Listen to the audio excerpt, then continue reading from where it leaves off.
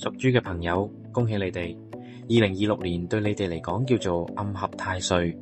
咩叫暗合？即係雖然表面冇大名大放，但私底下有好多貴人，好機會揾上門。今年你唔需要做最搶眼嗰個，只要默默耕耘，最後數錢嗰個一定係你。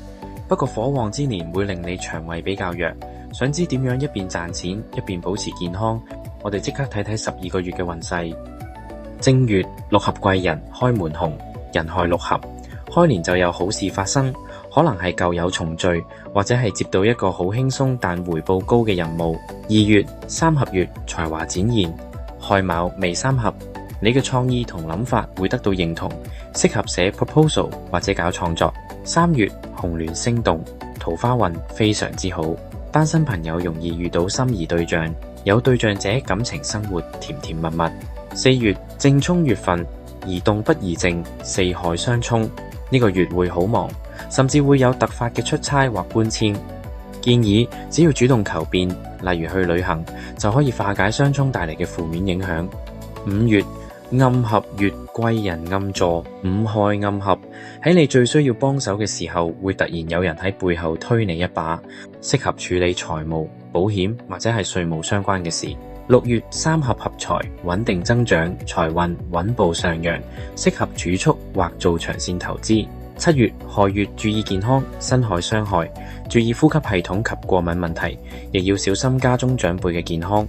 8月貴人提拔，長輩緣好好，會有人教你一啲賺錢秘訣或者人生經驗。9月天喜星入命，係一個充滿喜悅嘅月份，適合結婚、擺酒或者係慶祝活動。10月值月月份，自認煩惱，注意容易自尋煩惱，覺得自己唔夠好，建議唔好給予自己太大壓力，多啲去做運動或者揾朋友傾訴。